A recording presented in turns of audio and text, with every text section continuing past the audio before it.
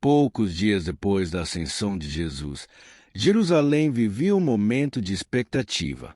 Os discípulos permaneciam reunidos, conforme a orientação recebida de Cristo, aguardando o cumprimento da promessa do Espírito Santo. Mas antes que esse novo capítulo começasse, havia uma questão que precisava ser resolvida. Entre os 11 existia um lugar vazio. O grupo escolhido por Jesus já não estava completo. Judas Iscariotes, um dos 12, havia morrido após os acontecimentos que antecederam a crucificação. Sua ausência não era apenas numérica. Ela representava uma ruptura dentro do grupo que acompanhará Jesus desde o início de seu ministério. Foi então que Pedro tomou a palavra diante da comunidade reunida. O relato está no primeiro capítulo de Atos dos Apóstolos. Segundo as Escrituras, cerca de 120 discípulos estavam presentes naquele encontro. Pedro recordou passagens dos Salmos e afirmou que a vaga deixada por Judas deveria ser ocupada. Não se tratava simplesmente de substituir um homem. Era necessário restaurar o grupo dos 12. Esse número possuía um significado profundo para o povo de Israel.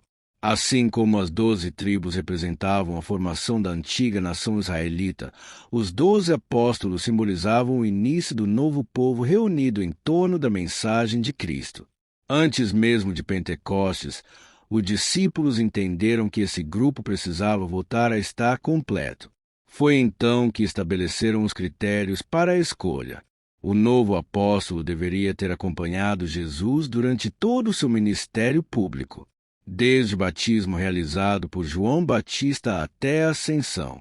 Além disso, precisava ser testemunha da ressurreição. Essas exigências revelam um detalhe muitas vezes esquecido. Os 12 não eram os únicos que caminhavam com Jesus. Havia outros discípulos que permaneceram ao seu lado durante anos, mesmo sem fazer parte do grupo apostólico. Depois de considerar esses critérios, apenas 2 nomes foram apresentados. José, chamado Barsabás, também conhecido como Justo, e um homem chamado Matias. Até aquele momento, as Escrituras jamais haviam mencionado seu nome. Ele surge de forma inesperada, quase em silêncio, mas estava prestes a ocupar um dos lugares mais importantes da igreja nascente. Sem saber, Matias encontrava-se diante de um momento que mudaria sua vida para sempre. Diante da comunidade reunida, 2 nomes permaneceram: José Barsabás, conhecido também como Justo, e Matias. As Escrituras não informam quanto tempo cada um havia acompanhado Jesus. Também não descrevem suas histórias pessoais. Mas um detalhe chama a atenção. Ambos preenchiam os critérios estabelecidos pelos próprios apóstolos.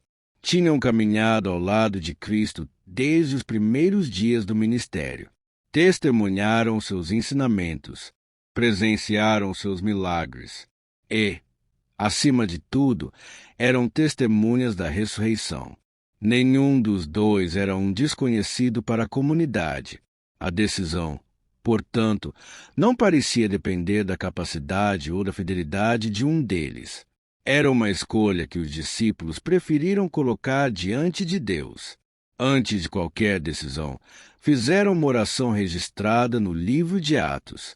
Pediram que o Senhor, conhecedor dos corações, mostrasse qual dos 2 havia sido escolhido para ocupar aquele ministério deixado por Judas Iscariotes. Somente depois dessa oração, lançaram sortes. O texto bíblico não explica exatamente como esse procedimento foi realizado. Também não descreve o objeto utilizado. No mundo judaico, porém, lançar sortes era uma prática conhecida em determinada circunstância, se aparece em diferentes momentos do Antigo Testamento. Segundo o relato de Atos, a sorte caiu sobre Matias. Naquele instante, ele passou a ser contado entre os 11, restaurando novamente o grupo dos 12 apóstolos. Curiosamente, esse é o único episódio do Novo Testamento em que vemos a comunidade tomar uma decisão dessa maneira. Logo depois, o livro de Atos narra a descida do Espírito Santo no dia de Pentecostes. A partir desse momento, as decisões importantes da Igreja passam a ser apresentadas de outra forma, sempre acompanhadas de oração, discernimento e da ação do Espírito entre os discípulos. O texto, porém, não faz qualquer comentário sobre essa mudança. Apenas apresenta os acontecimentos na ordem em que ocorreram. Com a escolha concluída, Matias assume um lugar que até então pertencera a Judas Iscariotes. Mas existe uma curiosidade que acompanha a sua história desde os primeiros séculos. Depois desse momento solene, seu nome praticamente desaparece das páginas do Novo Testamento.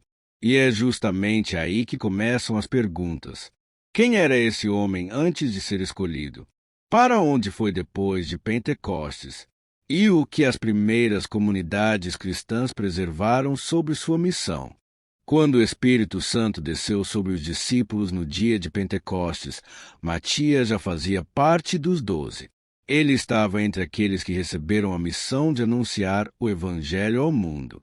No entanto, a partir desse momento, o livro de Atos deixa de acompanhar sua trajetória. Enquanto Pedro, João e, mais tarde, Paulo ocupam grande parte da narrativa, Matias permanece em silêncio. Esse silêncio, porém, nunca significou esquecimento. À medida que o cristianismo se espalhava por diferentes regiões, também surgiam memórias sobre a missão daquele homem escolhido para restaurar o grupo apostólico. Algumas tradições afirmam que Matias permaneceu durante algum tempo na Judéia, fortalecendo as primeiras comunidades cristãs, antes de seguir para outras regiões. Outras o conduzem para a Capadócia, próximo ao Mar Negro, onde teria anunciado o Evangelho entre povos que ainda pouco conheciam a nova fé. Há também relatos que o aproximam da Cólquida, território que corresponde, em parte, à atual Geórgia. Na antiguidade, essa região era conhecida por suas rotas comerciais, por reunir influências vindas tanto do mundo grego quanto do Oriente. É interessante perceber como essas tradições apontam, quase sempre, para terras localizadas além dos principais centros do Império Romano. Como vimos em episódios anteriores, diversas comunidades preservaram a lembrança de apóstolos viajando para regiões distantes, levando consigo a mensagem que havia começado em Jerusalém.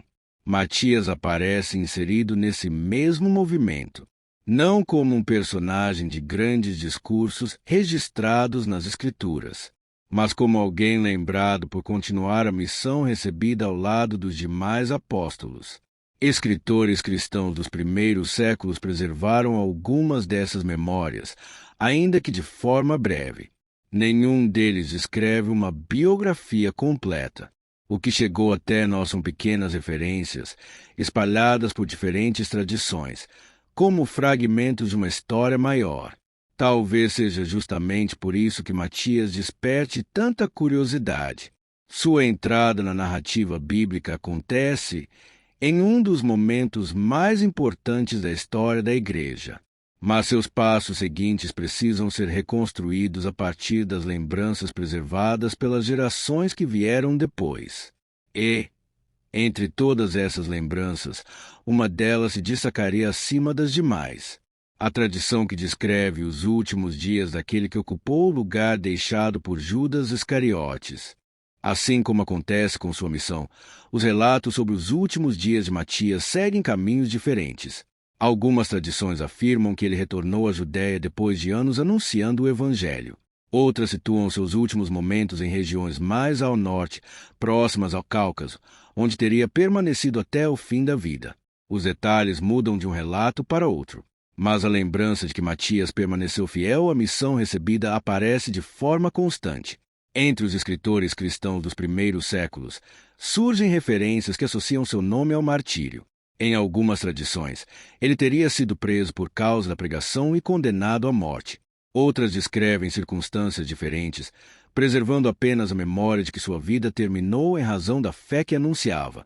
Com o passar do tempo, essas lembranças também influenciaram a arte cristã. Em pinturas ícones e esculturas, Matias costuma aparecer segurando um machado, símbolo ligado a uma das antigas tradições sobre seu martírio. Assim como vimos em outros episódios, esses símbolos não procuram reconstruir um registro histórico detalhado. Eles representam a forma como diferentes comunidades escolheram recordar aquele apóstolo ao longo dos séculos. Talvez jamais saibamos qual foi o último caminho percorrido por Matias, nem a cidade onde encerrou sua missão. Mas existe algo que o livro de Atos deixa claro desde o princípio. Ele foi escolhido para ocupar um lugar que nenhum outro homem desejaria receber. A vaga deixada por Judas Iscariotes. Era uma posição marcada por dor, perda e lembranças difíceis. Ainda assim, Matias aceitou essa responsabilidade. Não encontramos nas Escrituras uma única palavra atribuída a ele. Nenhum discurso, nenhuma carta, nenhum milagre descrito em detalhes. E, talvez por isso mesmo, sua história chame tanto a atenção. Ele não ficou conhecido pelo que disse. Ficou conhecido pela confiança que os demais discípulos depositaram nele. Quando chegou o momento mais delicado da igreja nascente, seu nome foi considerado digno de completar o grupo dos 12. E essa confiança atravessou os séculos.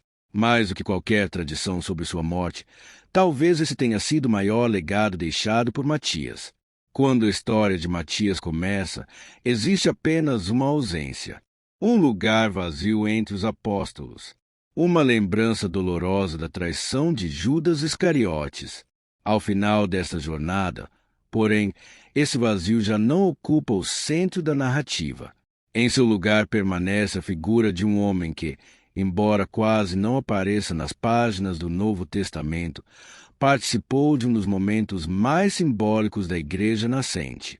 Sua escolha aconteceu antes mesmo de Pentecostes, antes da grande expansão do cristianismo, antes das viagens missionárias, antes das cartas que moldariam parte do Novo Testamento.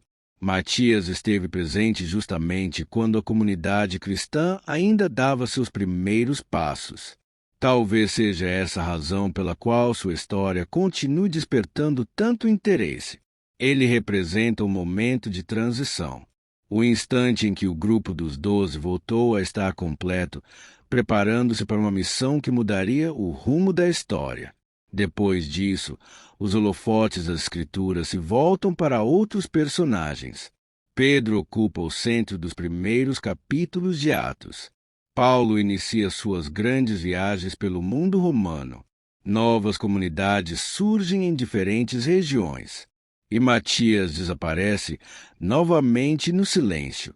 Mas esse silêncio não diminui sua importância. Pelo contrário, ele nos lembra que a história nem sempre conserva o mesmo número de páginas para todos aqueles que ajudaram a construí-la. Alguns permanecem vivos por longos discursos, outros por cartas, outros ainda por milagres cuidadosamente registrados. Matias permaneceu por uma escolha. Uma única decisão registrada nas Escrituras foi suficiente para fazer seu nome atravessar quase 2000 anos. Talvez essa seja a maior lição deixada por sua trajetória. Nem toda missão precisa ocupar muitas páginas para transformar a história. Às vezes, basta estar presente quando se é chamado. Ao encerrarmos mais um capítulo das crônicas da humanidade, deixamos para trás um homem que entrou na narrativa bíblica quase em silêncio, mas cuja presença simbolizou a restauração de um grupo que marcaria profundamente os séculos seguintes.